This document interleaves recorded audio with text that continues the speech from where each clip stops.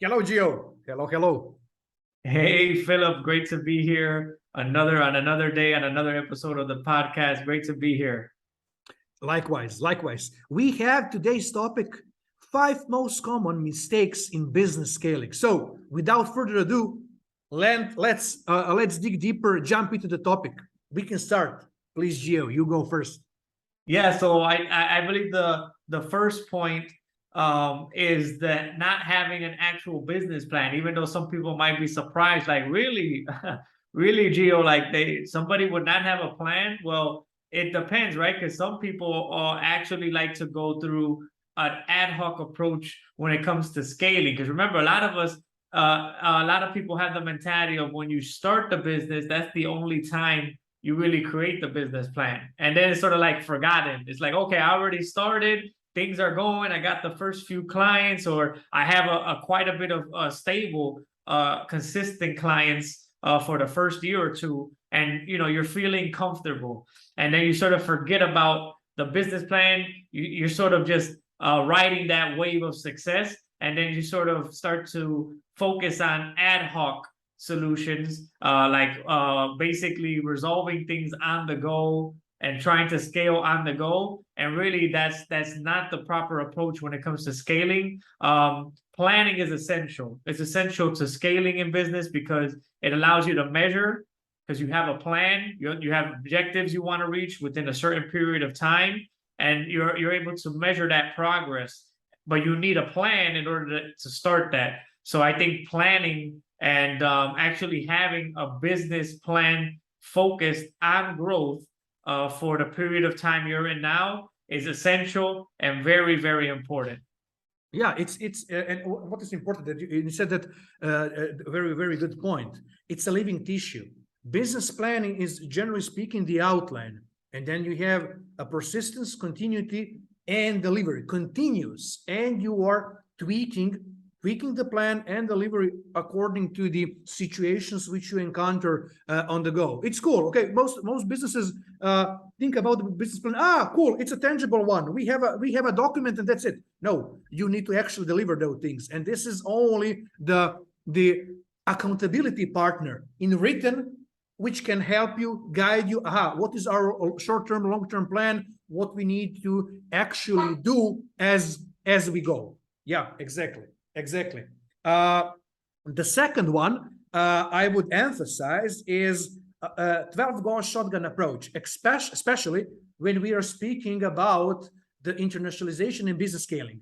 Very common mistake in business is, no matter the company size, the budget scope, etc., is when companies say, okay, we want to expand our activities in business in parallel on several markets.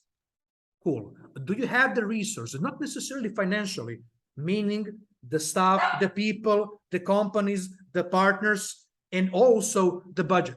Surely, with a limited budget, you can do a lot of things, but also you need to dedicate adequate resources towards the establishment of the subsidiary, franchising, whatever you intend to do in terms of business scaling and international expansion.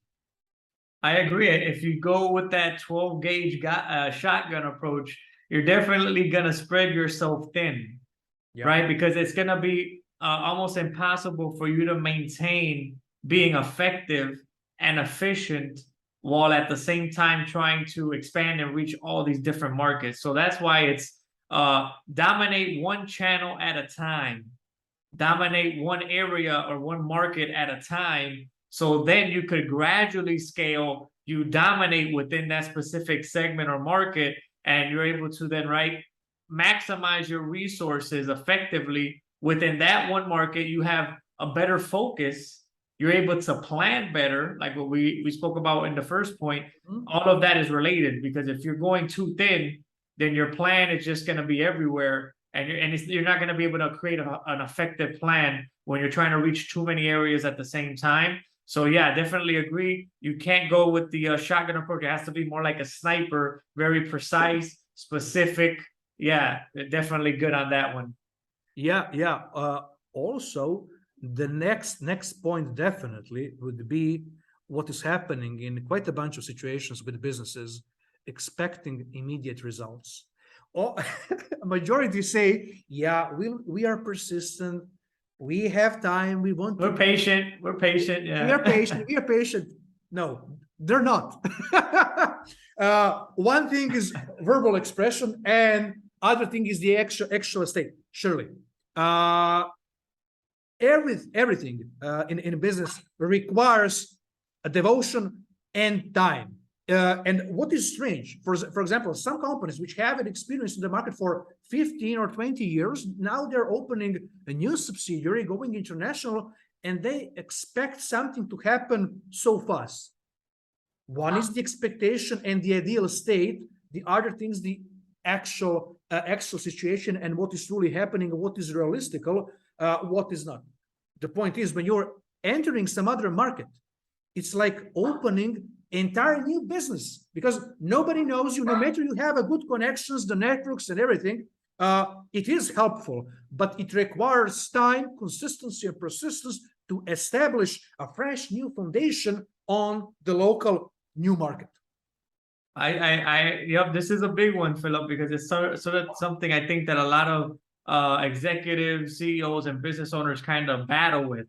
Like in their interior, they understand it. Like in their interior, they're like, yeah, I gotta be, like, they hear it all, like, because this is not something new. Like, I know we're not the only people on the internet that have said this, and it's been said so many times, yet it's worth us repeating it because it continues to be an issue.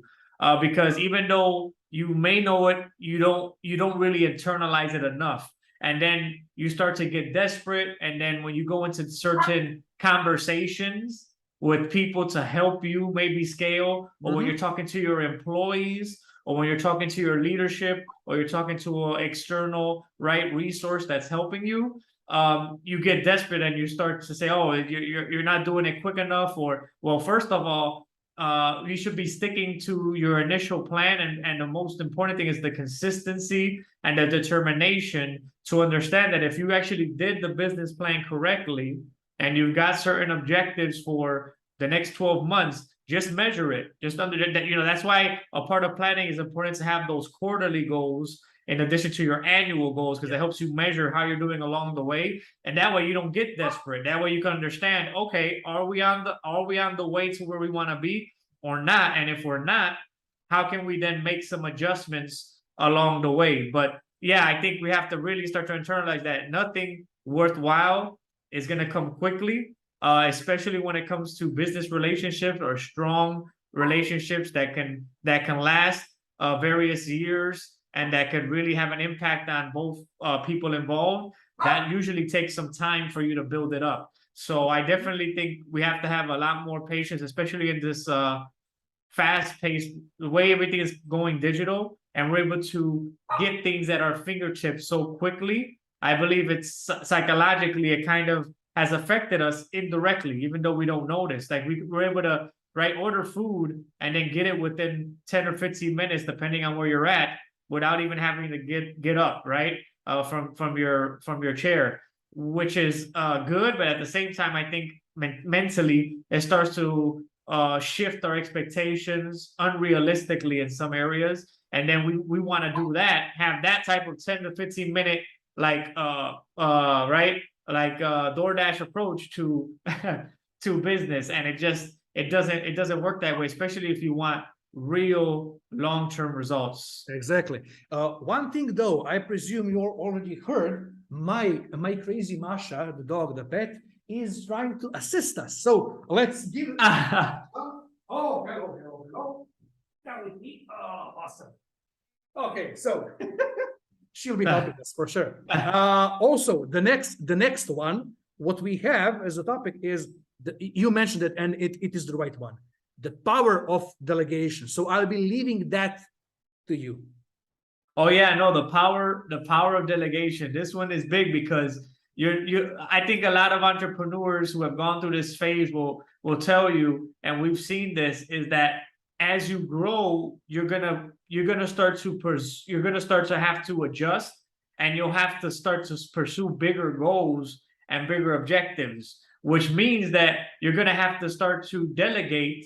you're going to have to learn how to really effectively manage a team, because as you grow, that means you're going to add people on. You're going to have middle managers. You're going to have project managers. You're going to have people who are taking a bit of the load off of the owner, and then now they're executing. So now you really have to master the art of delegation so that it starts to run as this machine, that you're basically just supervising this machine. You're just making sure the machine is oiled. You're making sure it has everything it needs to keep running, but you're not actually doing the processes. The machine is doing it. You're just maintaining it.